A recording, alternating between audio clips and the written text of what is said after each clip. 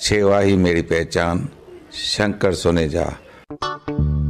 सेवा ही जिनकी पहचान, वो हैं शंकर सोनेजा। फ्री मालेगांव का काढ़ा, फ्री जोड़ों के दर्द का तेल, फ्री नसों के दर्द से छुटकारा पाने की पीने की दवा। सेवा का लाभ उठाइए, सदैव आपकी सेवा के लिए हाजिर रहते हैं शंकर सोनेजा। मां पंहिंजे बेबीअ जो प्रोफाइल हिते मां पेश कयो ऐं तमामु माना उन्हनि सिलेक्ट जेकी जीअं मुंहिंजी पसंदि हुई, जेको बि घणो खपंदो हुओ मूंखे मिलियो। मां ॾाढो हिन रिश्तो.com मां जाम ख़ुशि आहियां। मूंखे काई बि कंहिं बि ॻाल्हि जी काउंसलिंग घुरे। रिश्तो.com सिंधियुनि जो सिंधियुनि सां ऑनलाइन सिंधी मैट्रिमोनी। नमस्कार, मैं राजेश दलवानी, आप देख रहे हैं उल्लास लाइन बुलेटिन।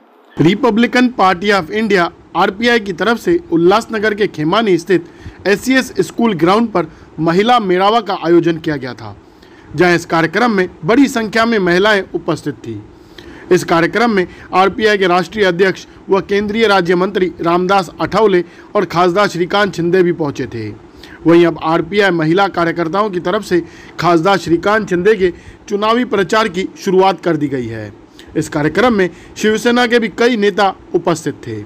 प्रधानमंत्री मोदी जैसा सक्षम नेतृत्व देश को फिर से मिले, जिसके लिए खासदार श्रीकांत शिंदे को मतदान कर लोकसभा में भेजना जरूरी है, ऐसा आवाहन केंद्रीय राज्य मंत्री रामदास आठवले ने किया है। रिपब्लिकन पक्षाचा हा पहिलाच मेळावा म्हणजे भगवान भालेराव हे आमचे शहराचे अध्यक्ष आहेत आणि त्यांनी या ठिकाणी श्रीकांत शिंदे यांच्या प्रचारार्थ ठेवला होता आणि या मेळाव्याला जो प्रतिसाद आहे तो बघितल्यानंतर या ठिकाणी श्रीकांत शिंदे यांना प्रचंड अशा पद्धतीचं बहुमत मिळेल अशा पद्धतीची आम्हाला अपेक्षा आहे। नरेंद्र मोदींच्या नेतृत्वाखाली आम्हाला देश मजबूत करायचा आहे, समाजामध्ये फूट पाडायची नाही। पण एका बाजूला इंडिया आघाडी जी आहे, इंडिया आघाडी समाजामध्ये फूट पाडण्याचा प्रयत्न करत आहे।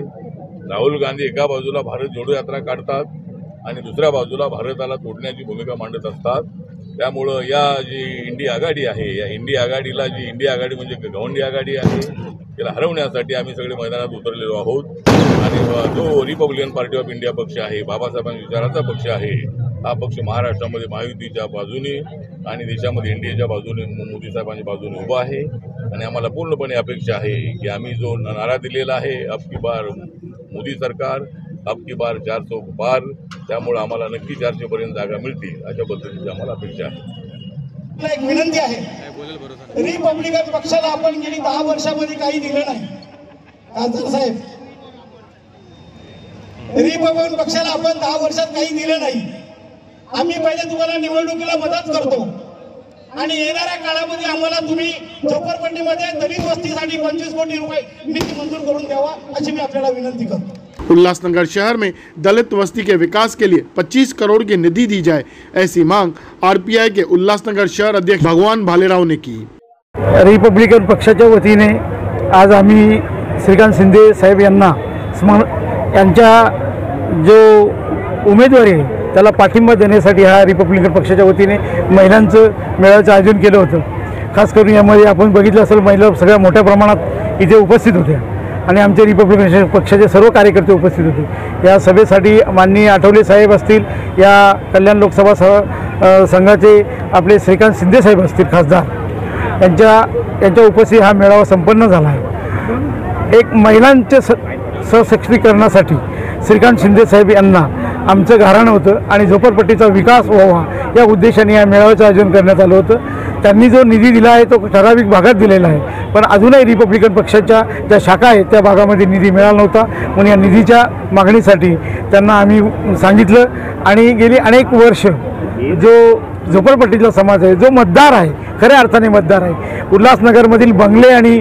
बिल्डिंगमधला मतदार खाली उतरून काही मतं देत नाही, आमचा झोपडपट्टीतला मतदार मतं देतो हे श्रीकांत शिंदेंना सांगण्यासाठी आणि त्यांना सहकार्य करण्यासाठी हा मेळाव्याचं आम्ही आयोजन केलं होतं रिपब्लिकन पक्षाच्या वतीने। म्हणून या मेळाव्याला सगळा प्रतिसाद मिळाला। मी सगळे लोकांचे आणि आमच्या सगळ्या पत्रकार मित्रांचं धन्यवाद। दलित वस्तीचा निधी कलेक्टर ऑफिसमधूनच गायब होतो असं तुम्ही एक वक्तव्य केलं, कशा प्रकारे हा गायब होतो काय सांगाल? काय मधल्या काळामध्ये ठराविक आमदार खासदारांच्या लेटर पॅडवर दलित वस्ती निधी यायचा कलेक्टर ऑफिसमधून आणि तो त्यांच्या मतदारसंघामध्ये त्यांच्या कार्यकर्त्यांच्या मतदारसंघात जायचा। तो जिथे दलित वस्ती निधीची कॅटेगरी आहे 50%पेक्षा लोकसंख्या जास्त असली पाहिजे, परंतु अशी एक 25% लोकसंख्या कुठे नाही आहे अशा ठिकाणी तो खर्च केला गेला. त्याच्यामुळे माझ्या कलेक्टरांच्याकडे पण आक्षेप होता आणि खासदारांच्या बाबतीतही माझा त्यावेळी आक्षेप होता. पण खासदारांनी आता कबूल केलं आहे, तुम्ही सगळ्यांनी बघितलं असेल. निधी देण्या संदर्भात त्यांनी आमची मागणी मान्य केलेली आहे आणि आमच्या रिपब्लिकन पक्षात जिथे जिथे शाखा आहेत तिथे निधी देण्याचं काम आम्ही त्यांच्याकडून करून घेऊ. बंगल्यातील मतदार बाहेर पडत नाहीत किंवा बिल्डिंगमधील मतदार बाहेर पडत नाही, हे वाक्य कोणाला दिवसण्यासाठी होतं की नॉर्मल होतं? तुम्ही उल्हासनगरची गेली अनेक इलेक्शनाची पार्श्वभूमी जर बघितली तर 34 ते 35% मतदानच होत असते आणि ते शहरी भागात होते. झोपडपट्टीतला मतदार त्याच्यामध्ये जवळजवळ 20 ते 22% असतो आणि 12-13% फक्त शहरी भागातला जो बिल्डिंगमधला आणि बंगल्यातला मतदार असतो. म्हणून मी तुमच्या पुढे सगळी वस्तुस्थिती गेली अनेक इलेक्शनची पार्श्वभूमी आहे ती मांडली. वहीं भालेराव को उत्तर देते हुए खासदार श्रीकांत शिंदे ने भाषण के दरमियान ही बताया कि 25 करोड़ की निधि दलित वस्ती के लिए दी गई है. भारत रत्न डॉक्टर बाबासाहेब आंबेडकरांचा सगळ्यांचं खूप खूप धन्यवाद व्यक्त करतो की आपण या मेळाव्याला उपस्थित राहिलात. हा रिपब्लिकन पार्टी ऑफ इंडिया या पक्षाचा मेळावा, या पक्षाच्या मेळाव्याला उपस्थित आमचे केंद्रीय मंत्री रामदास आठवले साहेब, त्याचबरोबर आमदार कुमारजी अहिलानी, शिवसेनेचे प्रवक्ते किरणजी सोनवणे, अरुणजी आशान, राजेंद्रजी चौधरी, दिलीपजी गायकवाड असतील, त्याचबरोबर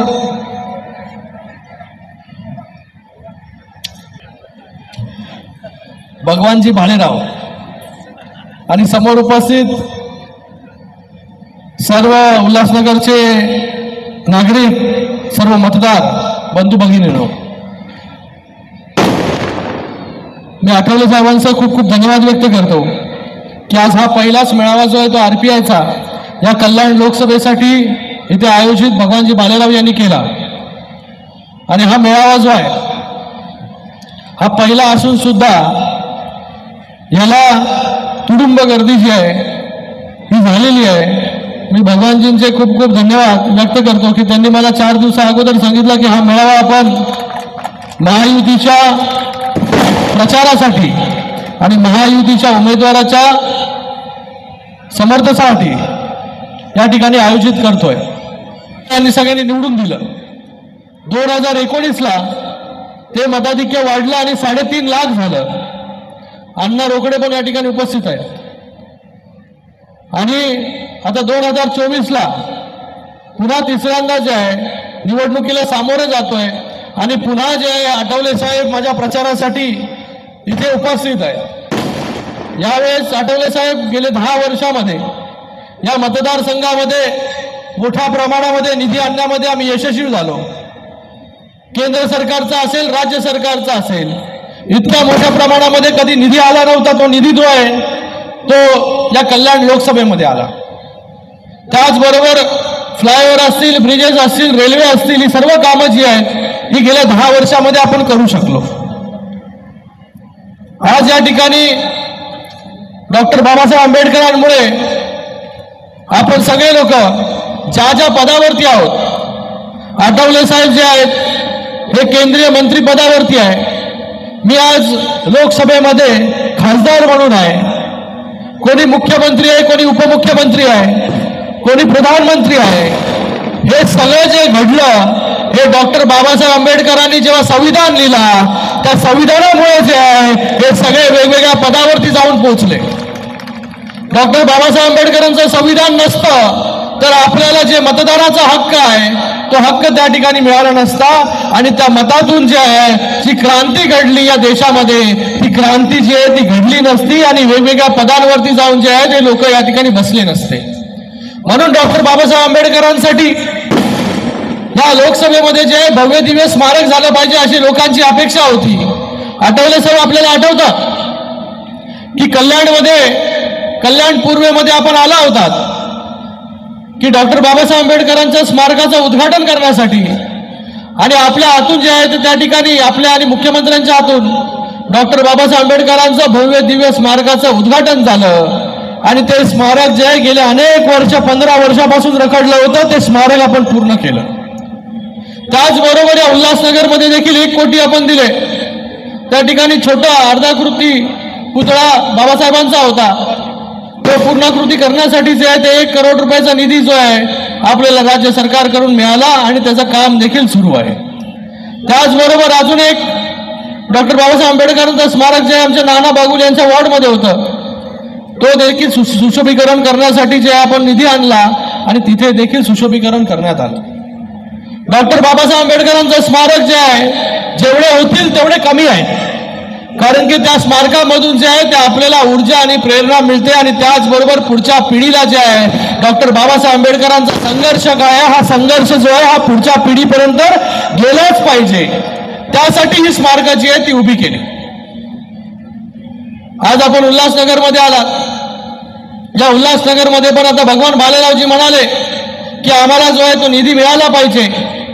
मी आपल्याला भालेरावजी, ओ भगवान भालेरावजी, या उल्हासनगरमध्ये दलित वस्तीच्या माध्यमाने, नगरोत्थानच्या माध्यमाने जे आहे हे मोठ्या प्रमाणामध्ये निधी जो आहे तो आपण या ठिकाणी दिलेला आहे. मला वाटतं 50 कोटीपेक्षा जास्त निधी हा फक्त दलित वस्ती आणि नगरोत्थानमधून आपण प्रत्येक शहरामध्ये दिलेला आहे, प्रत्येक या वॉर्डामध्ये दिलेला आहे.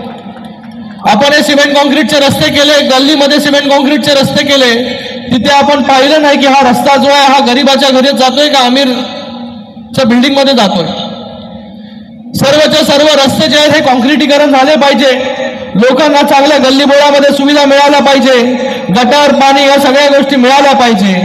त्याच्यातूनच जे आहे आपण या उल्हासनगरमध्ये एक वेगळा UDCPR माननीय मुख्यमंत्री एकनाथजी शिंदे साहेबांच्या नेतृत्वाखाली आपल्या या सरकारने एक नवीन UDCPR आणला.